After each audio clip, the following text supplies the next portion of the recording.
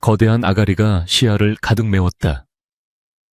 숨이 턱 막히는 비릿한 피 냄새와 썩은 고기에 악취가 눈보라치는 태백산맥의 칼바람조차 잠재울 만큼 강렬하게 코끝을 찔러왔다. 만석은 자신의 눈앞에서 벌어지는 이 믿을 수 없는 광경에 비명조차 지르지 못하고 그저 얼어붙은 장승처럼 서 있을 뿐이었다. 바로 코앞 안이 손을 뻗으면 닿을 거리에서 집채만한 호랑이가 고통에 몸부림치며 입을 딱 벌리고 있었기 때문이었다. 놈의 붉은 혀는 거친 숨을 몰아쉴 때마다 경련하듯 떨렸고 목구멍 깊은 곳에서는 천둥소리가 아닌 쇠가 긁히는 듯한 끔찍한 쇳소리가 새어나오고 있었다. 크르륵, 크걱. 그것은 산천초목을 벌벌 떨게 만드는 상군 샨준의 포효가 아니라 죽음의 문턱에서 살려달라고 애원하는 짐승의 처절한 단말마였다. 만석의 다리는 사시나무 떨듯 후들거렸고 심장은 갈비뼈를 부수고 튀어나올 듯 쿵쿵거렸다. 당장이라도 뒤를 돌아 도망치고 싶었으나 발이 땅에 얼어붙은 듯 꼼짝도 하지 않았다. 놈의 호박색 눈동자가 그 거대하고 영험한 눈빛이 만석을 꿰뚫듯 응시하고 있었기 때문이었다. 그 눈빛에는 살기가 아닌 묘한 애원과 간절함이 서려 있었다. 호랑이는 마치 자신의 입안을 보라는 듯 고개를 더욱 쳐들고 아가리를 벌렸다. 그제야 만석의 눈에 놈의 목구멍을 가로막고 있는 하얀 물체가 들어왔다. 그것은 날카로운 짐승의 뼈였다. 멧돼지나 고라니를 사냥하다 급히 삼킨 뼈가 목에 걸려 삼키지도 뱉지도 못한 채 놈의 숨통을 조이고 있는 것이 분명했다. 산중의 왕이라 불리는 짐승이 고작 뼈다귀 하나 때문에 이토록 비참하게 죽어가고 있다니. 만석은 공포 속에서도 기이한 연민을 느꼈다. 사람 살려, 아니 호랑이 살려, 만석의 입에서 허수숨 같은 중얼거림이 새어나왔다. 지금 도망친다면 살 수 있을지도 모른다. 하지만 저 짐승은 괴로움에 미쳐 날뛰다 결국 굶어 죽거나 질식해 죽을 것이 뻔했다. 만석은 약초꾼으로서 산을 오르내리며 수많은 생명을 보아왔지만 눈앞의 생명은 차원이 달랐다. 이것은 단순한 짐승이 아니라 산신령이 보낸 사자일지도 모른다는 경외감이 그의 본능을 자극했다. 만석은 침을 꿀꺽 삼키며 조심스럽게 한 발자국 앞으로 내디뎠다. 눈보라가 그의 뺨을 때렸지만 호랑이가 내뿜는 뜨거운 입김에 비하면 아무것도 아니었다. 네, 내가 도와주겠소. 그러니 나를 해치지 마시오. 만석은 마치 사람에게 말하듯 떨리는 목소리로 속삭였다.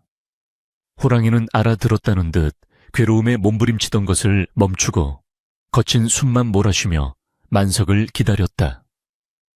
만석은 덜덜 떨리는 오른팔 소매를 걷어붙였다. 저 시뻘건 목구멍 날카로운 송곳니가 질비한 저 지옥 같은 아가리 속으로 자신의 팔을 집어넣어야 한다니 이것은 미친 짓이었다. 하지만 만석은 홀린 듯 팔을 뻗었다. 손끝이 놈의 축축하고 뜨거운 혀에 닿자 소름이 전신을 타고 흘렀다.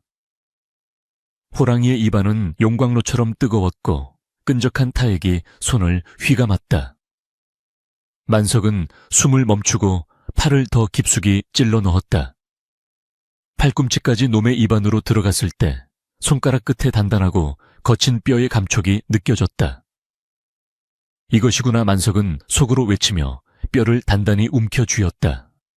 뼈는 식도 깊숙이 박혀 있어 좀처럼 움직이지 않았다. 호랑이가 고통스러운지 으르렁거리며 입을 다물려 하자 만석의 팔에 날카로운 이빨이 스치며 살점이 찢겨나가는 고통이 전해졌다. 참아야 하오. 조금만 참으시오. 내 팔을 물면 당신도 죽고 나도 죽소. 만석은 다급하게 소리치며 있는 힘껏 뼈를 비틀어 당겼다. 식은땀이 비오듯 흘러내려 눈을 찔렀지만 닦을 새도 없었다. 뼈가 살점에 박혀 빠지지 않으려 저항하는 듯했지만 만석은 전 먹던 힘까지 짜내어 다시 한번 강하게 잡아당겼다. 두둑 하는 소리와 함께 뼈가 빠져나오는 느낌이 손끝에 전해졌다. 동시에 시커먼 피와 끈적한 고름이 왈칵 쏟아지며 만석의 팔과 얼굴을 뒤덮었다. 됐다. 만석은 뼈를 움켜쥔 채 황급히 팔을 빼내고 뒤로 벌러덩 나자빠졌다. 그의 손에는 어른 팔뚝만한 날카로운 멧돼지 정강이뼈가 들려 있었다. 호랑이는 카악 하며 한참 동안 헛구역질을 해대더니 이내 막혔던 숨통이 트인 듯 거친 숨을 몰아쉬며 바닥에 엎드렸다. 하얀 눈밭 위로 붉은 핏자국이 선명하게 번져나갔다.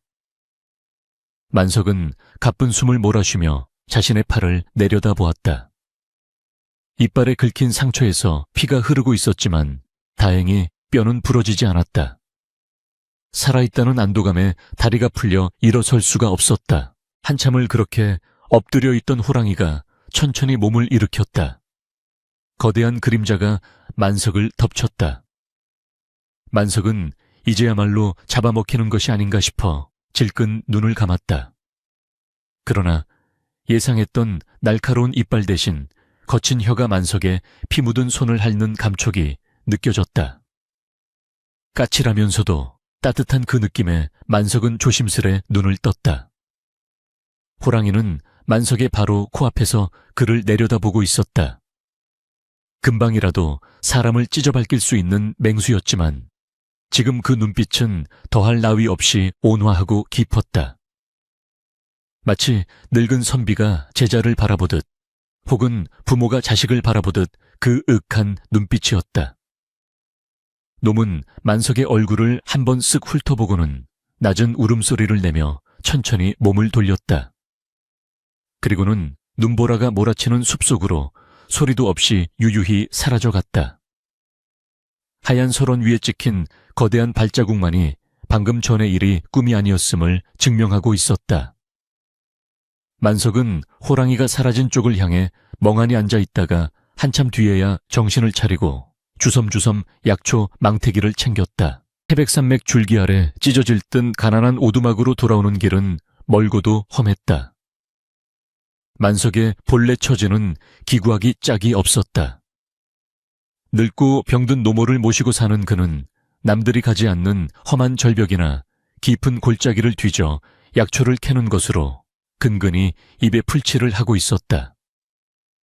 아버지는 그가 어릴 적 빚쟁이들에게 시달리다 화병으로 세상을 떴고 남겨진 것이라고는 쓰러져가는 초가삼간과 갚아도 줄지 않는 빚뿐이었다. 마을의 유지 최부자는 만석의 아버지가 빌려 쓴 돈의 이자를 쳐서 만석이 뼈 빠지게 일해본 돈을 족족 빼앗아 갔다. 오늘같이 눈보라가 치는 날 산에 오른 것도 며칠째 기침으로 피를 토하는 노모에게 다려드릴 도라지 한 뿌리라도 캐기 위함이었다. 하지만 망태기 속은 허전했다. 겨울산은 꽁꽁 얼어붙어 약초꾼에게 그 무엇도 내어주지 않았고 그가 얻은 것이라고는 죽을 뻔한 위기와 팔뚝의 상처뿐이었다. 만석은 터덜터덜 눈길을 걸으며 자신의 비참한 신세를 한탄했다. 호랑이 목구멍에서 뼈를 빼낸 놈이 정작 제 목구멍에 들어갈 풀뿌리 하나 못 구하다니. 세상 참 야속하구나. 오두막에 도착했을 때 해는 이미 서산으로 넘어가고 사위는 어둑해져 있었다. 삭풍이 문풍지를 때리는 소리가 귀신 울음소리처럼 들려왔다. 방 안으로 들어서자 냉기가 훅 끼쳐왔고 윗목에 누워 쿨럭거리는 노모의 기침소리가 만석의 가슴을 후벼 팠다. 어미야 다녀왔느냐? 날도 구준데 어딜 그리 다녔어? 힘없는 노모의 목소리에 만석은 눈시울이 뜨거워졌다. 예, 어머니. 오늘은 산에서 귀한 것을 보았습니다. 만석은 호랑이 이야기는 차마 꺼내지 못하고 얼어붙은 손을 비벼 노모의 이마를 짚었다. 열이 불덩이 같았다. 약초 하나 구하지 못한 빈손이 부끄러워 고개를 들 수가 없었다. 부엌으로 나가 물이라도 끓이려는데 문 밖에서 부스럭거리는 소리가 들렸다. 바람 소리인가 싶어 무시하려 했으나 이내 쿵 하고 무언가 무거운 것이 마당에 떨어지는 소리가 났다. 만석은 흠칫 놀라 부직갱이를 손에 쥐고 조심스레 방문을 열었다. 어둠이 짙게 깔린 마당 희미한 달빛 아래 거무튀튀한 물체가 놓여 있었다. 만석이 조심스레 다가가 보니 그것은 아직 온기가 남아있는 살이 통통하게 오른 꿩 2마리와 산토끼 1마리였다. 목덜미에는 날카로운 이빨 자국이 선명했다. 이건. 만석은 주위를 두리번거렸다. 살인문 밖 어둠이 짙게 깔린 대나무 숲 사이로 푸른 안광 2개가 번뜩이다가 슥 사라지는 것을 보았다. 만석은 그 눈빛을 단번에 알아보았다. 낮에 산속에서 마주쳤던 그 상군이었다.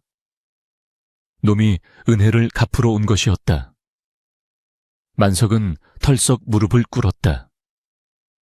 짐승도 은혜를 입으면 갚을 줄 아는데 인간인 최부자는 같은 사람을 핍박하고 착취하니 과연 누가 짐승이고 누가 사람인가?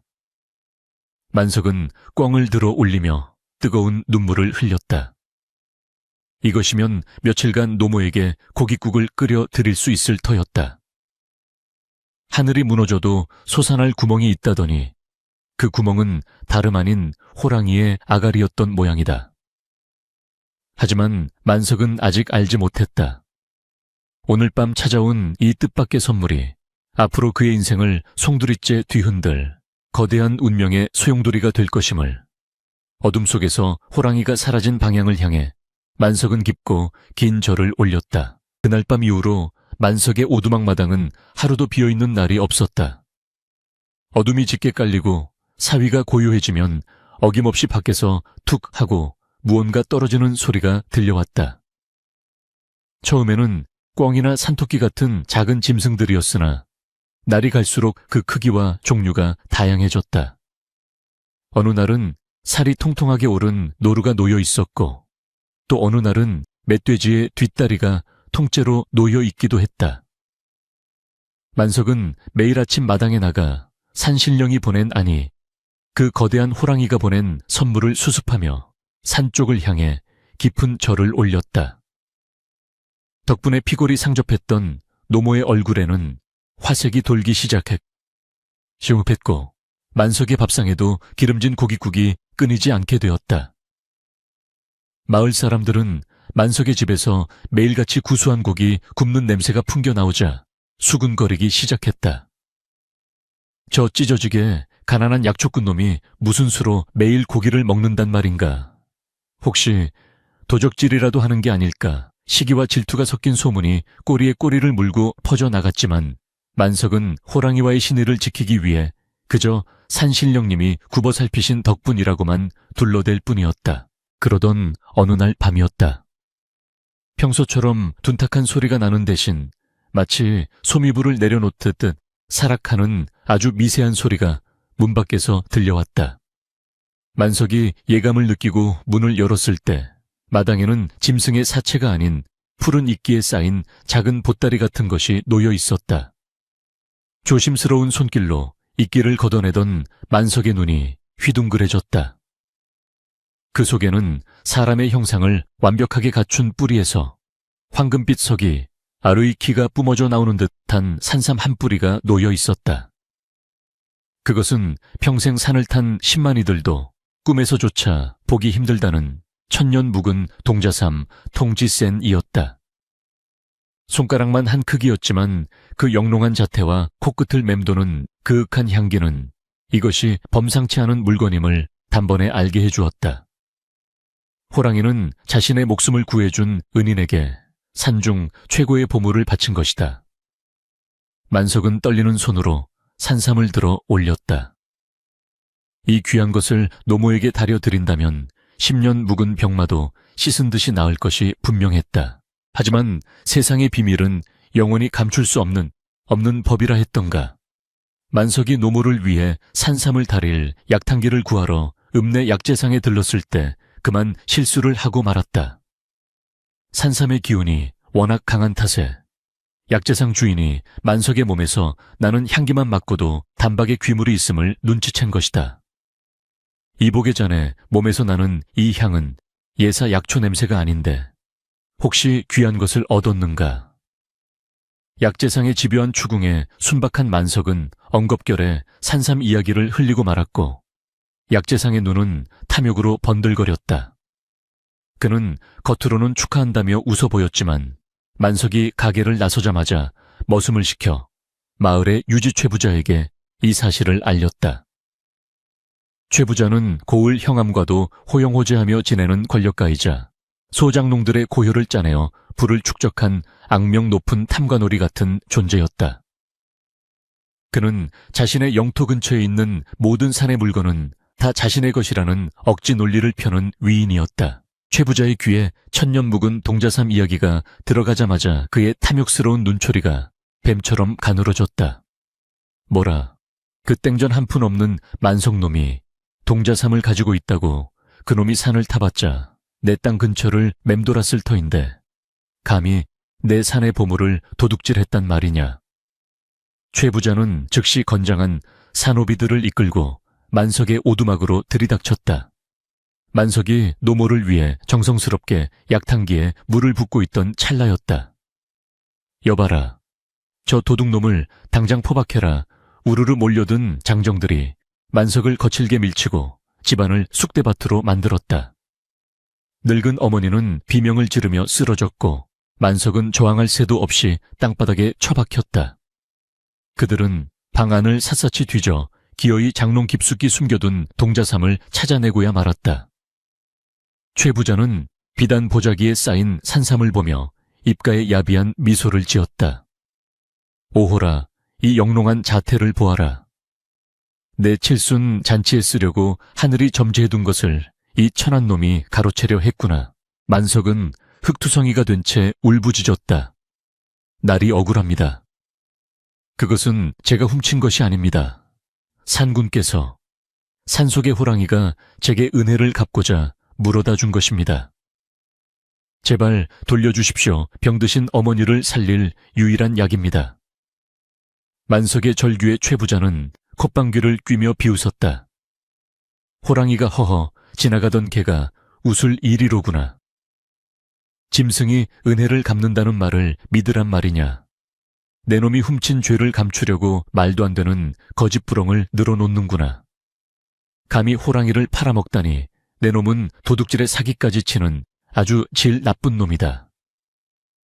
최 부자의 눈에는 진실 따위는 중요하지 않았다. 그에게 중요한 것은 오직 눈앞의 보물과 그것을 빼앗을 명분뿐이었다. 그는 만석의 정수리를 지팡이로 툭툭 치며 싸늘하게 말했다. 이놈을 당장 관하로 끌고 가라. 내 산에서 귀한 약초를 절도하고 거짓말로 양반을 능멸한 죄를 물어 엄히 다스려야겠다. 끌려가는 만석의 뒤로 노모의 통곡 소리가 끊어질 듯 이어졌다. 아이고, 우리 만석이는 도둑질을 할 아이가 아닙니다. 제발 살려주십시오. 동네 사람들이 웅성거리며 모여들었지만 서슬퍼런초 부자의 위세에 눌려 누구 하나 나서서 만석을 변호해주는 이가 없었다. 사람들은 그저 땅만 쳐다보며 안타까운 혀를 찰 뿐이었다. 만석은 포승줄에 묶인 채 최 부자의 집을 지나 관하로 향하면서 하늘을 원망했다. 짐승인 호랑이는 죽어가는 자신을 살려준 은혜를 갚기 위해 천년 묵은 산삼을 내어주었건만 만물의 영장이라 자처하는 인간은 탐욕에 눈이 멀어 죄 없는 사람을 짓밟고 있었다. 호랑이의 뜨거운 입김보다 더 차가운 것은 바로 인간의 비정한 마음이었다. 만석의 눈에서 피눈물 같은 억울함이 흘러내려 볼을 적셨다. 최부자의 사랑채에 앉은 그는 빼앗은 산삼을 어루만지며 만족스러운 웃음을 터뜨렸다. 이 귀한 것을, 이걸 진상하면 내 사위의 벼슬자리 하나쯤은 더 얻을 수 있겠어. 그는 만석의 억울함 따위는 안중에도 없었다. 가난한 자의 진실은 부자의 권력 앞에서 너무나도 쉽게 부서지는 법이었다. 그러나 최 부자는 알지 못했다. 자신이 건드린 것이 단순히 힘없는 약초꾼이 아니라 태백산맥의 주인이자 영물인 상운의 비호, 비후를 받는 존재라는 사실을 말이다. 그 시각 깊은 산속 동굴에서 잠자고 있던 호랑이가 갑자기 눈을 번쩍 떴다. 놈의 코가 실룩거렸다. 바람결에 실려오던 익숙한 냄새, 자신의 생명을 구해준 은인의 냄새에서 짙은 피비린내와 절망의 기운이 감지된 것이다. 호랑이는 자리에서 일어나 낮게 으르렁거렸다. 그 소리는 동굴벽을 타고 울려 퍼져 산 전체를 진동시키는 거대한 경고음과도 같았다. 관아의 옥사는 춥고 축축했다. 만석은 차가운 돌바닥에 내동댕이 쳐졌다. 옥사 안에는 이미 억울하게 잡혀온 힘없는 백성들이 몇 명 있었지만 그들 역시 자신의 코가 석자라 만석을 거들떠보지도 않았다. 만석은 퉁퉁 부은 얼굴로 작은 창살 틈으로 들어오는 달빛을 바라보았다. 산군님, 당신의 귀한 선물이 도리어 화가 되었습니다.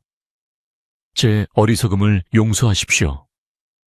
그는 산삼을 빼앗긴 것보다 호랑이의 진심이 담긴 선물이 더러운 탐관오리의 손에 들어갔다는 사실이 더 분통 터졌다. 밖에서는 옥졸들이 잡담을 나누며 낄낄거리는 소리가 들려왔다. 최 부자 영감이 이번에 횡재를 했다지. 그 천한 약초꾼 놈이 어디서 그런 보물을 훔쳤는지 몰라도 주인 잘못 만나 꼴만 우습게 됐어. 그들의 비웃음 소리가 만석의 가슴에 비수처럼 꽂혔다. 밤이 깊어질수록 만석의 마음속에서는 공포보다 분노가 치밀어 올랐다. 그는 맹세했다. 만약 살아서 이곳을 나간다면 반드시 이 썩어빠진 세상을 향해 소리치겠노라고. 짐승만도 못한 인간들의 추악함을 낱낱이 고발하겠노라고. 하지만 현실은 냉혹했다. 내일 날이 밝으면 그는 형틀에 묶여 모진 고문을 당할 것이고 거짓 자백을 강요받을 것이 뻔했다. 희망은 어디에도 보이지 않았다. 오직 저 멀리 태백산맥의 검은 능선만이 말없이 그를 내려다보고 있을 뿐이었다. 그러나 만석은 몰랐다. 어둠이 가장 짙은 곳에서부터 징벌의 그림자가 서서히 마을을 향해 내려오고 있다는 것을. 산등성이를 타고 내려오는 거대한 검은 그림자가 달빛을 가리며 소리 없이 관아 쪽으로 접근하고 있었다. 바람조차 숨을 죽인 그 밤 폭풍전야의 고요함이 마을 전체를 감싸고 있었다. 매우 쳐라. 저놈의 살점이 튀고 뼈가 으스러질 때까지 쳐서라도 기어이 자복을 받아내라. 형암의 섯을 퍼런 구함이 관아 형방 싱펑의 눅눅한 공기를 갈랐다. 철석, 곤장이 만석에 등판을 내리칠 때마다 억소리도 나오지 않는 끔찍한 파열음이 울려 퍼졌다. 만석의 입에는 재갈이 물려 있었지만 고통에 찬 신음은 비명보다 더 처절하게 새어 나와 듣는 이의 오금을 저리게 했다. 그의 등은 이미 피범벅이 되어 옷감과 살점이 뒤엉켜 분간할 수 없을 지경이었다. 하지만 형암 옆에 비스듬히 앉아 부채질을 하고 있는 최 부자의 표정은 지루하다는 듯 심드렁하기만 했다. 허허 사또. 저놈이 독종은 독종인가 봅니다. 이쯤 했으면 제 입으로 산삼을 훔쳤다고 실토할 만도 한데 말입니다. 최 부자는 혀를 차며 차가운 찻잔을 입에 가져다 댔다. 그에게 만석의 고통은 그저 차 한 잔 마시는 동안의 볼거리 혹은 자신의 소유권을 확정짓기 위한 요식 행위에 불과했다. 형암은 최 부자의 눈치를 살피며 형리들을 더욱 다그쳤다. 무엇들 하느냐? 곤장 소리가 약하지 않느냐? 내 오늘 저놈의 입에서 훔쳤습니다 라는 말을 듣지 못하면 너희들의 문책을 엄히 할 것이다. 형리들은 땀을 뻘뻘 흘리며 다시금 곤장을 높이 쳐들었다. 허공을 가르는 매질 소리가 이어졌다. 만석의 의식은 고통의 바다 위를 표류하며 전멸하고 있었다. 눈앞이 하얗게 번졌다가 다시 칠흑 같은 어둠으로 변하기를 수십 번. 찢어지는 육체의 고통보다 그를 더 괴롭게 하는 것은 억울함이라는 이름의 불덩이였다. 내가 왜 이런 고초를 겪어야 한단 말인가? 짐승에게 은혜를 베풀고 짐승에게 은혜를 입은 것이 죄란 말인가? 만석은 이를 악물었다. 거짓으로라도 훔쳤다고 말하면 이 끔찍한 고문이 끝날지 모른다. 하지만 그는 끝내 고개를 저었다. 호랑이와의 인연, 그 신비롭고 영험했던 순간을 더러운 도둑질로 매도하고 싶지 않은 마지막 자존심 때문이었다. 잠깐 멈추거라. 형암이 손을 들어 매질을 중단시켰다. 그는 형틀에 축 늘어진 만석에게 다가가 짐짓 인자한 척 회유하는 말투로 속삭였다. 이놈 만석아, 네가 효자라는 소문은 익히 들어 알고 있다. 네가 눈이 뒤집혀 잠시 욕심을 냈다고 하면 내 참작하여 목숨만은 살려줄 수 있다. 최 부자 어른께서도 네가 자복만 한다면 관용을 베푸시겠다 하지 않느냐. 어서 그 산삼을 최 부자 댁 선산에서 캤다고 말하거라. 악마의 속삭임이었다. 만석은 퉁퉁 부어오른 눈을 간신히 뜨고 형암을 노려보았다. 터진 입술 사이로 피 섞인 침을 뱉어내며 그가 쉰 목소리로 내뱉었다. 하늘이 보고 있소. 짐승도 아는 은혜를 인간인 당신들이 모른단 말이오. 그것은 산군님께서 주신 내 것이오. 만석의 당돌한 대꾸에 형암의 얼굴이 불그락푸르락해졌다. 이 이놈이 감히 관장 앞에서 헛소리를 짓거려 여봐라. 저놈을 당장 하옥시켜라. 내일 날이 밝는 대로 주리를 틀어 다리 몽둥이를 분질러 놓을 것이다. 만석은 질질 끌려 다시 차가운 옥사 바닥에 내던져졌다. 옥사 안에 냉기는 찢어진 상처를 파고들어 뼛속까지 시리게 했다. 만석은 몸을 웅크린 채 가쁜 숨을 몰아쉬었다. 의식이 흐릿해지는 와중에도 고향 집에 홀로 남겨진 병든 노모의 얼굴이 어른거렸다. 어머니, 불효자식을 용서하세요. 이대로 죽으면 안 되는데. 절망이 그를 집어삼키려던 찰나 옥사의 작은 창살 너머로 스산한 바람이 불어왔다. 그 바람에는 익숙한 산내음 비릿하면서도 웅장한 야생의 냄새가 실려 있었다. 한편 태백산맥의 깊은 골짜기는 기이한 정적에 휩싸여 있었다. 평소라면 울어대야 할 부엉이도 풀벌레 소리도 뚝 끊긴 채 산 전체가 숨을 죽이고 있었다. 그 정막을 깨고 거대한 그림자가 움직이기 시작했다. 상운이었다. 호랑이는 며칠째 자신의 은인이 산에 나타나지 않자 본능적으로 불길함을 감지했다. 게다가 바람결에 실려오는 냄새는 심상치 않았다. 은인의 냄새에 섞여있는 짙은 피 냄새, 그리고 썩은 내 진동하는 인간들의 탐욕스러운 악취. 호랑이의 호박색 눈동자가 분노로 이글거렸다. 놈은 자신이 만석에게 준 산삼이 그를 살리기는커녕 죽음의 구렁텅이로 몰아넣었음을 영물 링구 특유의 직감으로 깨달았다. 호랑이의 입에서 천둥 같은 그르렁 소리가 터져 나왔다. 그것은 단순한 울음이 아니라 산의 주인이 내리는 준엄한 심판의 예고였다. 호랑이는 산을 내려오기 시작했다. 놈이 발을 내디딜 때마다 마른 낙엽들이 바스라지며 비명을 질렀다. 거대한 몸집에도 불구하고 놈의 움직임은 바람처럼 빨랐고 유령처럼 은밀했다.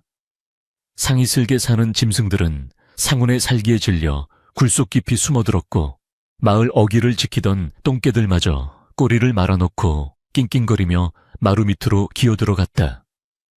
마을에는 설명할 수 없는 공포가 안개처럼 스며들기 시작했다. 밤경비 야경꾼을 돌던 순라군들이 횃불을 들고 지나갔지만 등 뒤에서 느껴지는 서늘한 기운에 자꾸만 뒤를 돌아보며 몸을 떨었다. 어이 김씨, 자꾸 뒤통수가 따갑지 않은가? 뭔가 우릴 노려보는 것 같아. 쓸데없는 소리 말게. 날이 추워서 그런 게지. 그들은 애써 불안감을 떨치려 했지만 어둠 속에서 번뜩이는 두 개의 푸른 안광을 보지는 못했다. 만석이 갇힌 관아는 마을 한가운데 높은 담장으로 둘러싸여 있었다. 호랑이는 관아 뒷산 언덕 늙은 소나무 가지 위에 올라앉아 관아를 내려다보았다. 놈의 시선은 정확히 만석이 갇혀있는 옥사와 흥청망청 술판을 벌이고 있는 최 부자의 사랑채. 그리고 뇌물을 챙겨 넣고 잠자리에 든 형암의 내야 네이야를 번갈아 훑었다. 호랑이의 콧잔등에 굵은 주름이 잡혔다. 인간들은 짐승을 가두고 매질하며 법과 정의를 운운했지만 정작 짐승의 눈에 비친 그들의 모습은 가장 추악한 야수보다 더 탐욕스러운 괴물이었다. 놈은 천천히 몸을 낮췄다. 뒷다리 근육이 팽팽하게 긴장하며 폭발적인 힘을 응축했다. 이제 곧 인간들이 만들어 놓은 가소로운 질서는 산군의 발톱 아래 무참히 찢겨 나갈 것이었다. 새벽녘 동이특이 전 가장 어두운 시간인 축시 추우시. 만석은 열병에 시달리며 헛소리를 중얼거리고 있었다. 호랑이님, 저를 데려가 주시오. 그때였다. 관아의 높은 담장 밖에서 묵직한 진동이 느껴졌다. 마치 지진이라도 난 듯 땅이 울렸다. 졸고 있던 옥졸 하나가 화들짝 놀라 깨어났다. 이게 무슨 소리야? 그가 창을 쥐고 두리번거리는 순간 화광 하는 굉음과 함께 관아의 소슬대문이 지푸라기처럼 부서져 나갔다. 나무 파편이 사방으로 튀고 먼지가 자욱하게 피어올랐다. 그 먼지 구름을 뚫고 집채만한 호랑이가 아주 천천히 마당으로 걸어 들어왔다.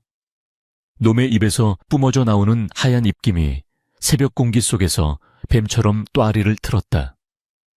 옥졸들은 비명조차 지르지 못하고 그 자리에 얼어붙었다. 호랑이는 그들을 거들떠보지도 않고 곧장 만석이 갇힌 옥사를 향해 고개를 돌렸다. 그리고는 옥사를 지키던 자물쇠를 앞발로 가볍게 후려쳤다. 챙그랑 무쇠 자물쇠가 엿가락처럼 휘어지며 떨어져 나갔다. 옥문이 열렸다. 만석은 흐릿한 눈으로 자신을 찾아온 거대한 방문객을 올려다보았다. 역광을 받아 검게 빛나는 호랑이의 실루엣은 공포스럽기보다는 성스러워 보였다.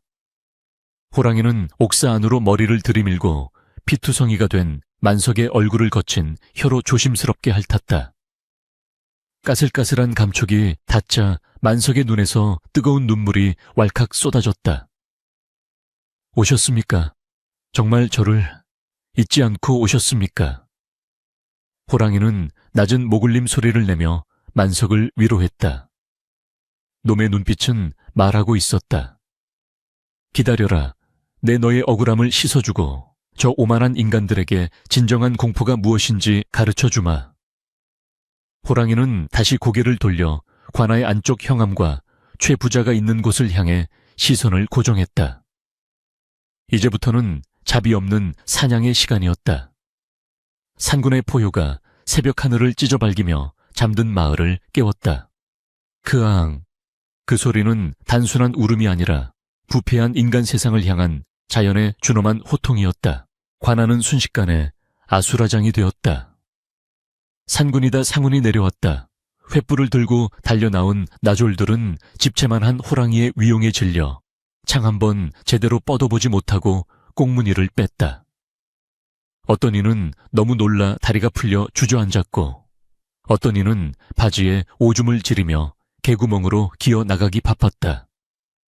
하지만 호랑이는 도망치는 조무래기들에게는 눈길조차 주지 않았다. 놈의 목표는 명확했다. 옥사에서 만석을 확인한 호랑이는 곧장 몸을 돌려 관아의 가장 깊숙한 곳 탐욕과 부패의 냄새가 진동하는 동원, 동쉔 쪽으로 발걸음을 옮겼다. 놈이 한 발자국 내디딜 때마다 땅이 울리고 그 육중한 존재감은 공기마저 짓누르는 듯했다. 놈의 꼬리가 채찍처럼 철썩거리며 허공을 갈랐고 그 끝에는 서슬 퍼런 살기가 맺혀 있었다. 동원 안채에서는 형암과 최부자가 늦은 술판을 벌이고 잠자리에 들려던 참이었다. 밖에서 들려오는 비명과 굉음의 형암은 옷매무새도 갖추지 못한 채 방문을 열어젖혔다. 이게 무슨 소란이냐? 역모라도 일어났느냐? 형암의 호통이 차에 끝나기도 전 마당을 가로질러 달려오는 거대한 그림자가 그의 동공에 비쳤다. 달빛을 등지고 선 호랑이의 두 눈은 지옥불처럼 타오르고 있었다. 희익 형함은 외마디 비명을 지르며 뒤로 나자빠졌다. 술에 취해 비틀거리는 최 부자 역시 방문 틈으로 그 광경을 목격하고는 사색이 되어 방구석으로 기어 들어갔다. 호랑이다 여바라께 누구 없느냐 포수를 불러라. 최 부자는 덜덜 떨리는 손으로 이불을 뒤집었으며 고래고래 소리를 질렀으나 이미 관아의 나졸들은 제 목숨 건사하기 바빠 모두 달아난 뒤였다. 과지직 얇은 문풍지 문 따위는 성난 맹수의 장애물이 될 수 없었다. 호랑이의 앞발이 문짝을 종이장처럼 찢어발기며 방 안으로 들이닥쳤다. 방 안은 순식간에 비릿한 짐승의 냄새와 공포로 가득 찼다. 호랑이는 구석에 처박혀 벌벌 떨고 있는 형암에게 다가갔다. 형암은 두 손을 비비며 애원했다. 살려주시오. 나는 그저 최 부자가 시키는 대로 했을 뿐이오. 내 죄가 아니오. 비겁한 변명이 호랑이의 귓가에 닿기도 전에 놈은 거대한 앞발로 형암의 책상을 내리쳤다. 퍽 하는 소리와 함께 벼루와 부통이 산산조각이 났고 형암은 그 충격에 기절초풍하여 거품을 물고 쓰러졌다. 호랑이는 기절한 형암을 한심하다는 듯 콧김을 뿜어 비웃고는 이불 속에 숨어있는 진짜 먹잇감을 향해 고개를 돌렸다. 이불 속에서 바들바들 떨고 있던 최 부자는 자신의 머리 위로 뜨거운 기운이 느껴지자 숨조차 쉬지 못했다. 호랑이는 이불 끝을 물어 단번에 걷어치웠다. 촛불 아래 드러난 최 부자의 얼굴은 공포로 일그러져 있었다. 평소 아랫사람들을 하대하던 거만함은 온데간데 없고 오직 살고 싶다는 비굴함만이 남아있었다. 사상군님, 제발 제 재산을 다 드리리다. 소소 5마리, 아니 10마리를 잡아서 바치겠소. 살려만 주쇼. 최 부자는 바닥에 머리를 찌으며 횡설수설했다. 하지만 호랑이의 눈은 차가웠다. 놈은 천천히 입을 벌려 송곳니를 드러냈다. 그것은 협상이 아닌 심판의 신호였다. 호랑이는 최 부자의 뒷덜미를 낚아채듯 물었다. 날카로운 이빨이 살을 파고들지는 않았으나 옷깃을 단단히 움켜쥐어 그를 짐짝처럼 들어 올렸다. 호랑이는 최 부자를 물고 마당으로 나왔다. 새벽의 푸르스름한 빛이 마당을 비추기 시작했다. 소란을 듣고 마을 사람들이 하나둘 관아 담장 너머로 모여들었다. 그들은 믿을 수 없는 광경에 숨을 죽였다.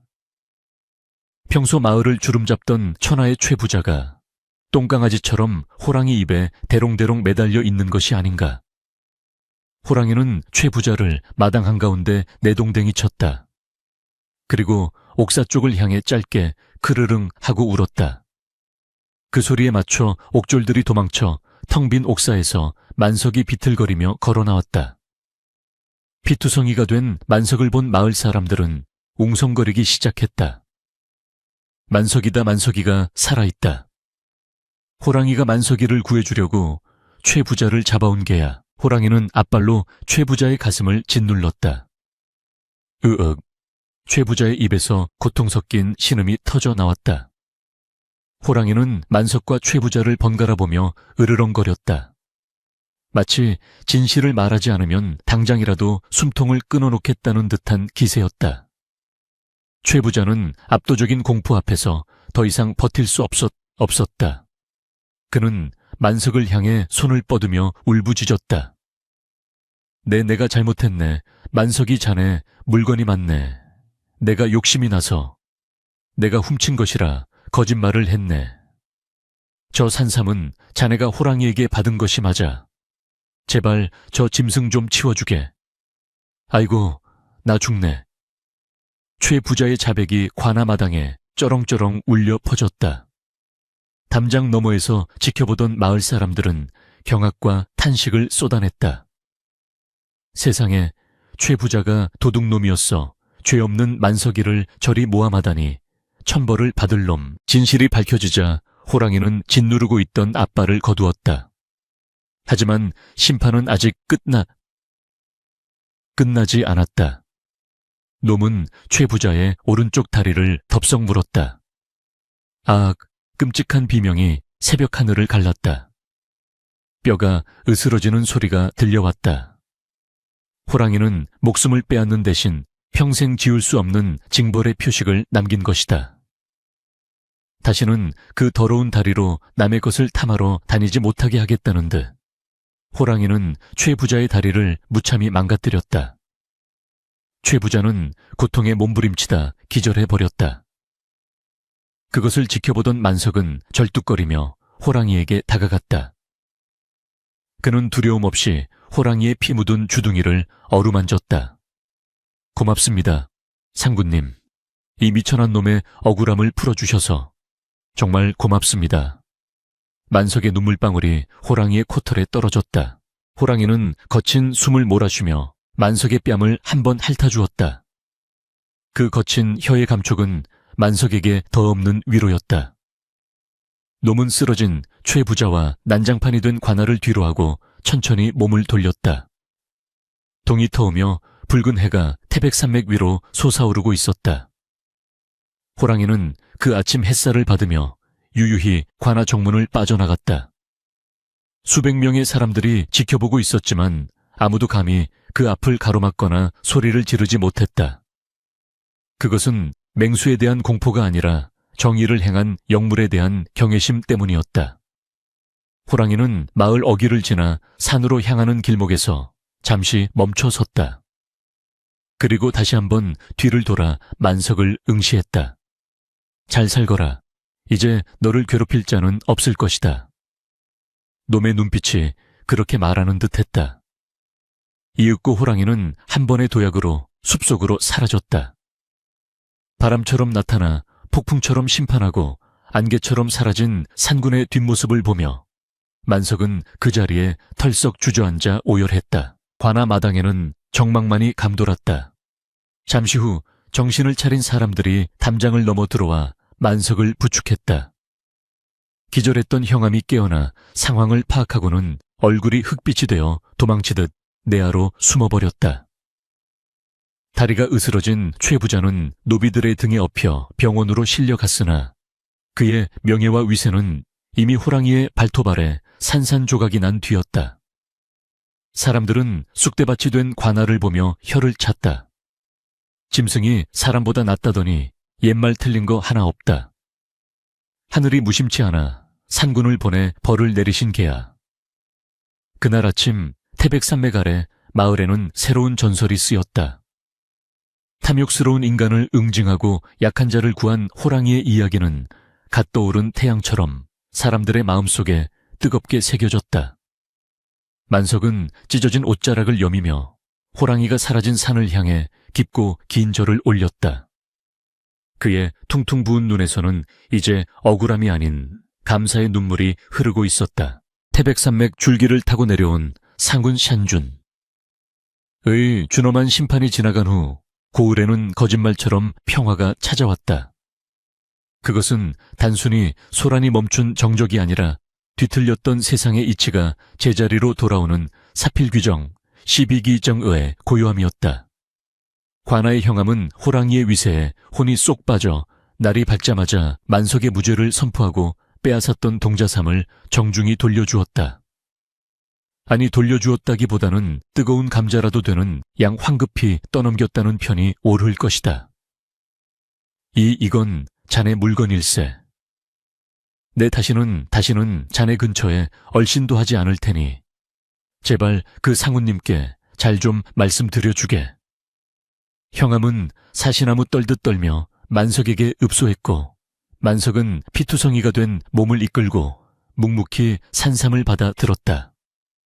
그 영롱한 황금빛 뿌리에는 여전히 흙내음과 함께 호랑이의 거친 숨결이 서려 있는 듯했다. 만석은 집으로 돌아오자마자 정성을 다해 산삼을 다렸다. 약탕기에서 피어오르는 그윽한 향기는 오두막을 넘어 마을 어귀까지 퍼져나갔다.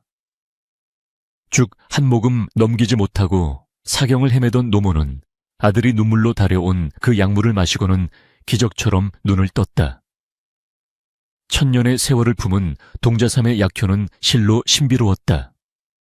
며칠 지나지 않아 노모는 자리를 털고 일어났고 검버섯 가득하던 얼굴에는 아이처럼 붉은 혈색이 돌기 시작했다. 아이고 내 아들아, 호랑이님이 우리를 살리셨구나. 노모는 만석의 손을 잡고 하염없이 눈물을 흘렸다. 만석은 건강해진 어머니를 업고 마당의 나와산 쪽을 향해 큰 절을 올렸다.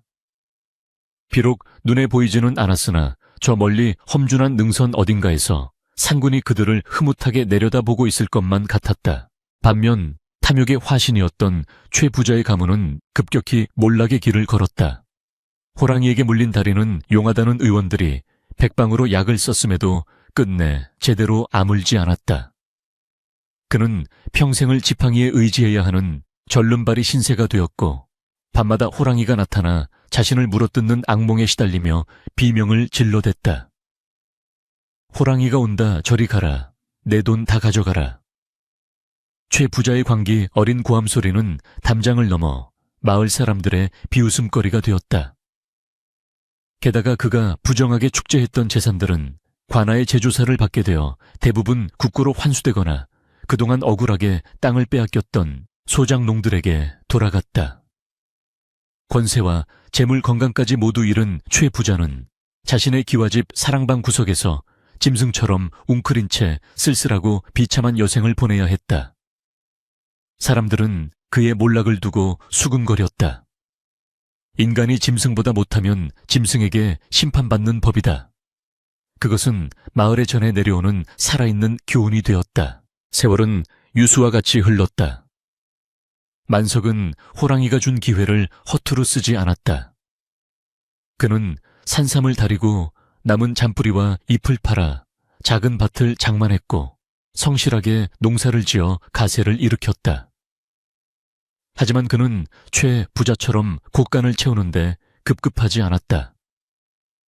흉년이 들면 자신의 곳감을 열어 굶주린 이웃들에게 곡식을 나누어 주었고 병든 이가 있으면 약초를 구해다 주며 돌보았다.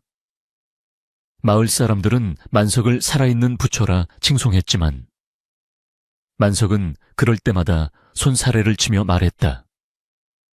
이 모든 것은 제가 한 것이 아닙니다. 짐승인 호랑이도 은혜를 갚고 베풀 줄 아는데 사람으로 태어나 어찌 욕심만 채우겠습니까? 저는 그저 상우님께 배운 대로 살 뿐입니다. 만석의 겸손한 덕행은 고을을 넘어너 인근 지역까지 널리 퍼졌고 그의 집 문턱은 가르침을 얻고자 찾아오는 이들로 다를 지경이었다. 어느덧 만석의 머리에도 하얀 서리가 내려앉았다. 어머니를 여의고 자식들을 출가시키고 아내마저 먼저 떠나보낸 만석은 이제 꼬부랑 할아버지가 되었다. 그러나 그의 눈빛만은 젊은 시절 호랑이의 입에서 뼈를 빼낼 때처럼 맑고 강인했다. 그는 기력이 쇠해 더 이상 산을 탈 수 없게 되어서도 매일 아침 마루에 앉아 태백산맥을 바라보며 옛 친구를 그리워했다. 상우님, 이제 저도 갈 때가 된 모양입니다. 그곳에서 다시 뵐 수 있으려는지요. 눈 내리는 겨울밤이면 만석은 호랑이의 천을 기억하며 미소 짓곤 했다.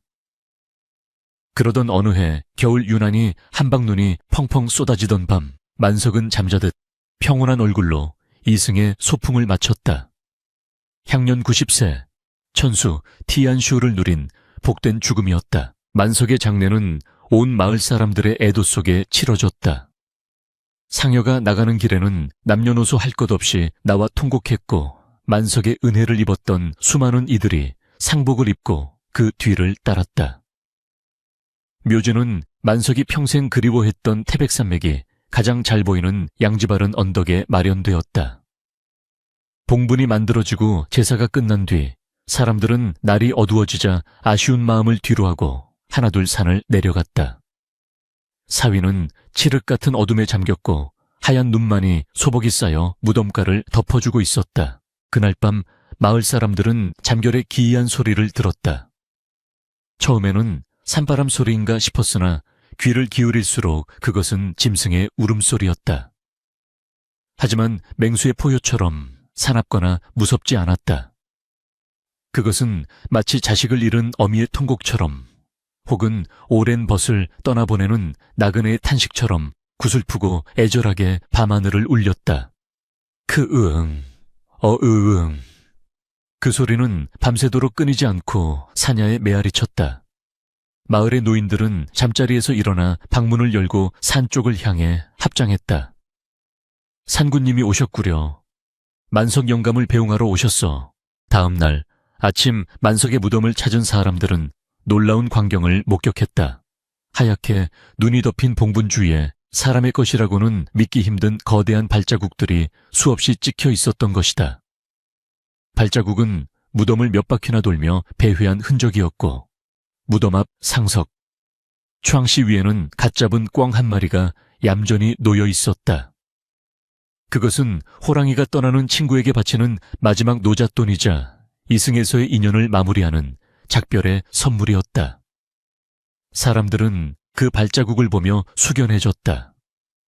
짐승이라 멸시받는 호랑이가 인간보다 더 깊은 신의 신이와 정을 지니고 있음을 죽음조차 갈라놓을 수 없는 그들의 우정이 실제했음을 눈으로 확인했기 때문이었다. 세월은 흘러 만석의 무덤은 전설이 되었다. 후대 사람들은 그곳을 호랑이 무덤이라 부르며 억울한 일을 당하거나 간절한 소원이 있을 때 찾아가 기도를 올렸다. 마을 어귀에는 비석이 하나 세워졌는데 거기에는 다음과 같은 글귀가 새겨져 오가는 이들의 발길을 멈추게 했다. 은혜를 모르는 인간은 짐승만도 못하고 은혜를 갚는 짐승은 인간보다 낫다. 만석과 호랑이의 이야기는 단순한 옛날 이야기가 아니었다. 그것은 탐욕으로 얼룩진 인간 세상을 향해 자연이 던지는 준엄한 경고이자 진정한 인간다움이 무엇인지 묻는 영원한 화두였다. 태백산맥의 바람이 불어올 때마다 숲은 흔들리고 사람들은 가끔 바람결에 섞인 늙은 호랑이의 낮은 울음소리를 듣는다고 한다.